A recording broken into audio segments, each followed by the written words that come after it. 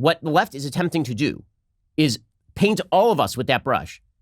That the left's behavior over the last week has really been a justification of Trump's long-stated rationale for his own power, which is, he says, the reason that they're attacking me is because they want to attack you. And again, the proof is in the pudding, because we've seen a lot of that this week. I don't think it's wholly that. I think there are some people on the left who legitimately want to separate between people who supported Trump. It's a two-party system. People who voted for Trump, people who are conservative, and the worst aspects of Trump. But I think that that is far from the rule in Democratic circles at this point, which is really a problem. It's really, really a problem. I'll give you a perfect example. So last night, Don Lemon, the id of the Democratic Party, he's just a Democratic mouthpiece. So Don Lemon really just laid it out there. He legitimately, so Chris Cuomo was with him. And when Chris Cuomo is the voice of reason in a room, you know things have gone wildly wrong. So Chris Cuomo on CNN was saying, are you really trying to suggest that every Trump supporter is responsible for what happened during the Capitol riots? And Don Lemon said, yeah, I am. Yeah, I am. If you supported Trump, you were in league with the KKK, you were in league with Capitol rioters, you were in league with segregationists. Here is Don Lemon just smearing every single conservative in America with the Capitol riots. Republicans know you're doing this. I mean, we have eyes, and we know that there are consequences to accepting that version of reality. The consequence is we all get excised and marginalized from the public conversation. And so our answer is no. We are not going to go along with whatever you want us to do, right? That is what is driving so much opposition to the impeachment by Republicans. Because after all, Republicans were in that house too. It was Republicans who were being attacked largely by Trump. Trump was spending more ire on Mike Pence than he was on the Democrats. Trump was spending more ire on the governor of Georgia and the Secretary of State of Georgia than he was on the Democratic Senate candidates. Republicans were Trump's targets far more than Democrats were over the last 2 months. He was suggesting that they were somehow disloyal. So Republicans, are the ones who are taking the brunt of Trump, not Democrats.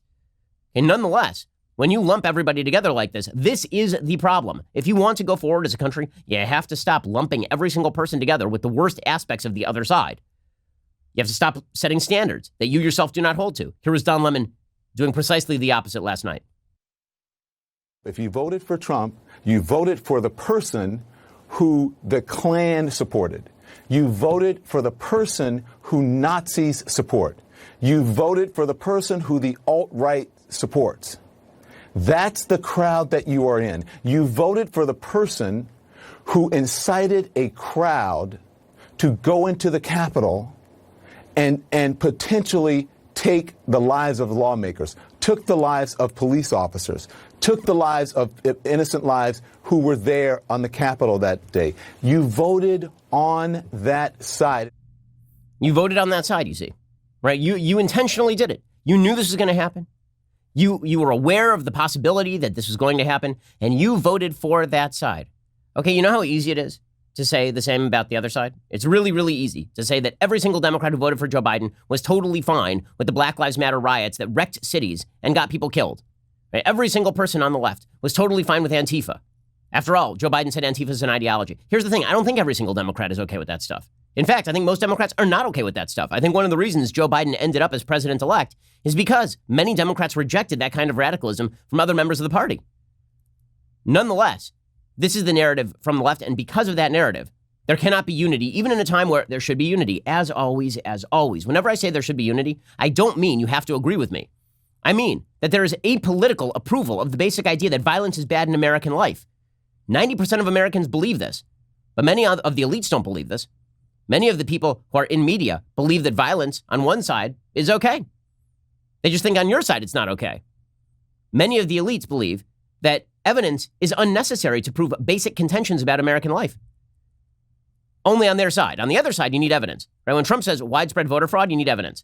When we say America is a systemically racist country, and every single discrepancy between performance of groups is due to that innate American racism, we don't need any evidence of that.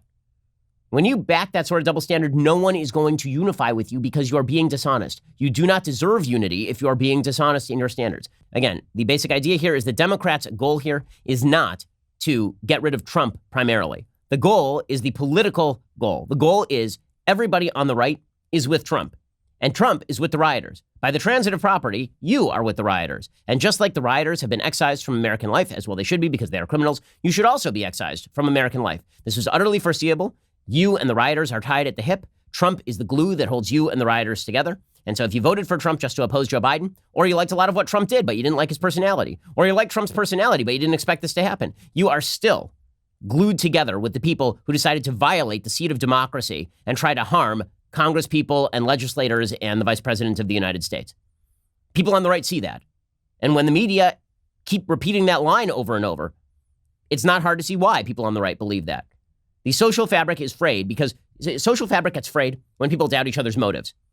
Okay, and when one side is basically openly suggesting that the other side is evil all the time, I talk about this on the program a lot. People on the left have a tendency to believe that people on the right are legitimately evil.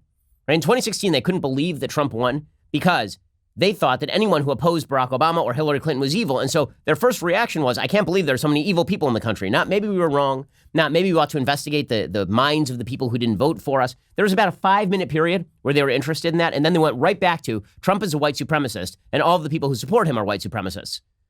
And now they get to fall back because Biden won. They're now falling back on that same hackneyed and vile misinterpretation of American life. And impeachment is just their latest attempt to do this. People on the right can see this. So it's really not about what Trump did for a lot of folks. Like, again, I think good-hearted people can disagree on impeachment. I have a lot of friends who are pro-impeachment on the right. I have a lot of friends who are anti-impeachment on the right. I have a lot of friends who are pro-censure on the right.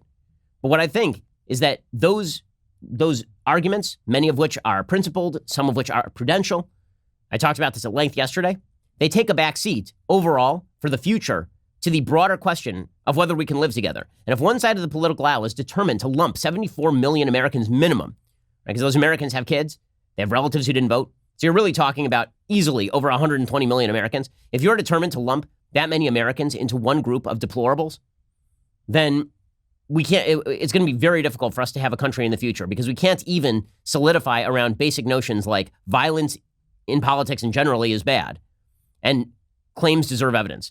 We can't even unify around that. Did you know that every like on this video creates one additional leftist tier? Don't ask me why. That's called science. To take advantage of this amazing opportunity, hit the like button.